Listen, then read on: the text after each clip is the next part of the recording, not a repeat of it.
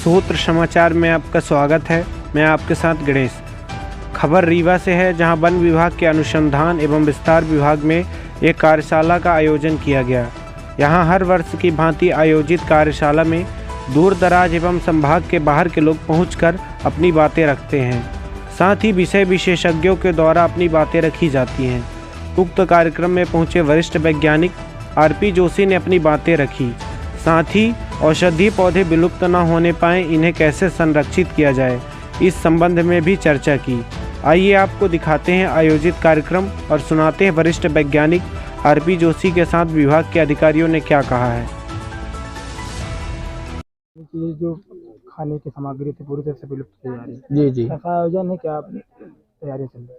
देखिएगा, ये वन विभाग मध्य प्रदेश शासन के अनुसंधान एवं विस्तार वृत्त, जिसको R&D कहते हैं, उसके द्वारा ये प्रतिवर्ष लगभग ये आयोजन किया जाता है और ये वैद्य सम्मेलन के रूप में यहाँ आयोजित होता है। यहाँ पूरे दूर दराज से, संभाग से और संभाग के बाहर से भी अनेक वैद्य आए हुए हैं और वो अपनी अपनी बात, क्योंकि हर एक व्यक्ति की अपनी कोई विशेषता होती है, वैद्य में भी कोई किसी गुण विशेष के लिए विशेष है, तो वो यहाँ शेयर करते हैं। इसके साथ ही साथ यहाँ विषय विशेषज्ञों के भी व्याख्यान होते हैं। उसी क्रम में मैं कृषि महाविद्यालय रीवा से प्रिंसिपल साइंटिस्ट प्रमुख वैज्ञानिक डॉक्टर आरपी जोशी यहाँ व्याख्यान के लिए आया था, क्योंकि ये अंतर्राष्ट्रीय मिलेट ईयर भी है और मैं, जिसको अपन लघु धान्य कहते हैं, जिसमें कोदो, कुटकी, रागी, सावा आते हैं, ये एक प्रकार से औषधि गुणों से युक्त होते हैं, है ना। इनमें अनेक ऐसे तत्व पाए जाते हैं, तो वो चीज़ भी यहाँ पर शेयर की गई कि कैसे हम आसानी से इनको वो कर सकते हैं और बचा सकते हैं, है ना।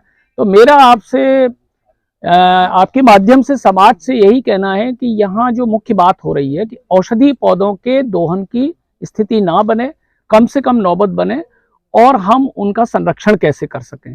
कुछ ऐसे बहुमूल्य औषधि पौधे हैं जो विलुप्त के कगार पर हैं। विलुप्ति के कगार पर जो हैं, उनमें हमको, पूरे समाज को, और शासन तो कर ही रहा है प्रयास, सबकी जिम्मेदारी बनती है कि उनको संरक्षित किया जाए। उसमें ये सम्मेलन, ये आज की कार्यशाला एक बहुत अच्छा मील का पत्थर है, जो सदैव होता है। बहुत अच्छी बात है, आज विज्ञान दिवस के अवसर पर इसका आयोजन और इसका स्थल जो यहाँ औषधियों के पेड़ पौधों के बीच में ही आयोजित किया गया है, वो अपने आप में एक बहुत अच्छा अवसर है।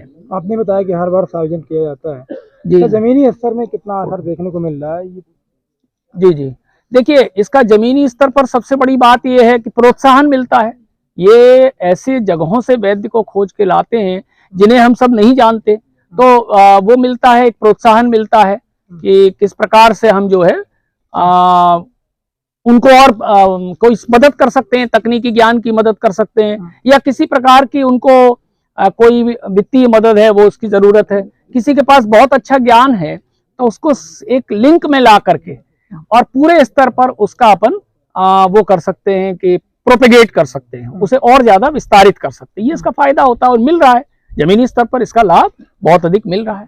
फास्ट फूड खा रहे हैं आज के लोग, पुराने जो भी व्यंजन थे पूरी तरफ से विलुप्त। देखिएगा, अभी इस पर एक व्याख्यान हमारे साथ जो एक कोदो मिलेट की भारत सरकार की परियोजना है, 3 वर्ष के लिए स्वीकृत है, उसकी प्रिंसिपल इन्वेस्टिगेटर श्रीमती मधुलता कुमारी मैडम ने अभी अपने व्याख्यान में बताया कि ये जो फास्ट फूड है, इसके स्थान पर हम अपने विकल्प का उपयोग कर सकते हैं। हमारे ज्वार, बाजरा, इनको सुपर फूड कहा जाता है।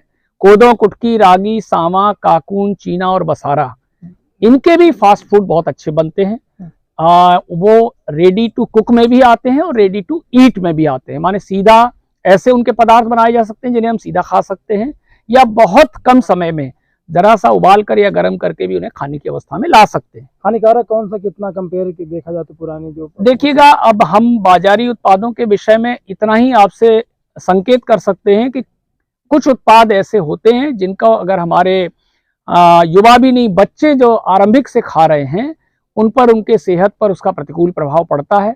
इसलिए हमें चाहिए कि हम अच्छे तेल में पके हुए और अच्छे अनाजों से तैयार किए गए इंस्टेंट फूड या ये जो रेडी टू ईट या रेडी टू कुक फूड है, इन्हीं का सेवन करें। क्या नाम है आपका? मैं doctor R P Joshi, principal scientist, college of agriculture Rewa, प्रभारी मिलेट परियोजना। इस आयोजन के 2-3 उद्देश्य हैं।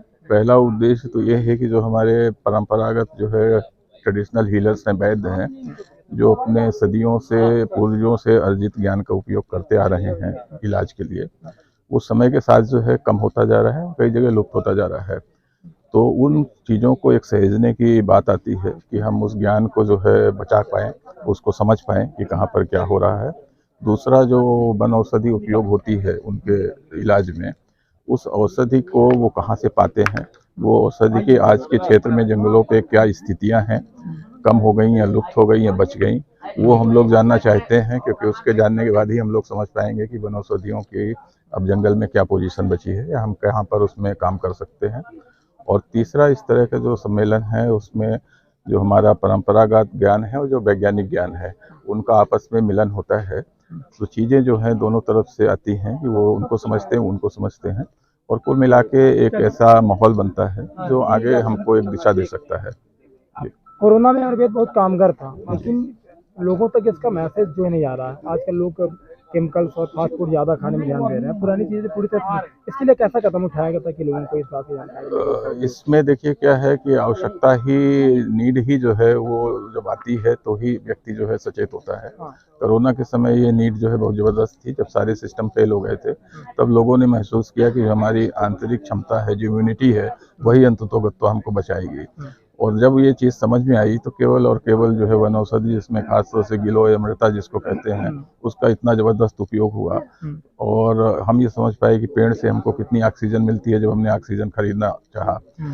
पर जब कोरोना थोड़ा सा कम होता है तो लोग समय के साथ भूल जाते हैं, पर वो एक लर्निंग होती है, हमको उससे सीख के उस चीज़ को सीख के हमको उसको आगे मजबूत करना है। तो आज कम से कम जो है कोरोना के बाद लोगों को ये ज्ञान हुआ कि हमारे वनौषधि में, हमारे जंगलों में अभी भी वो ताकत है, जो ताकत अभी शायद इतना आधुनिक होने के बाद भी दूसरी जगह से उतना सुलभ नहीं है। लोगों से कैसा अपील करना चाहेंगे? लोगों से अपील हम ये करना चाहेंगे कि जो हमारे जंगलों में जो दुर्लभ औषधियाँ हैं उनके बारे में यदि उनके पास ज्ञान है तो वो हमसे शेयर करें। उन औषधियों को हम कैसे बचा सकते हैं उस पर हम लोग काम करेंगे, कैसे बढ़ा सकते हैं उस पर हम लोग काम करेंगे। और एक आम जनता से, सभी से ये अपील है कि कम से कम जो है साल में 1-2 पेड़ जरूर लगाएं। तो अगर 1-2 पेड़ भी लगाते हैं तो अपने जीवन काल में 40-50-100 पेड़ लगा देंगे, तो वो भी एक बहुत भला काम होगा इस सृष्टि के लिए। Thank you.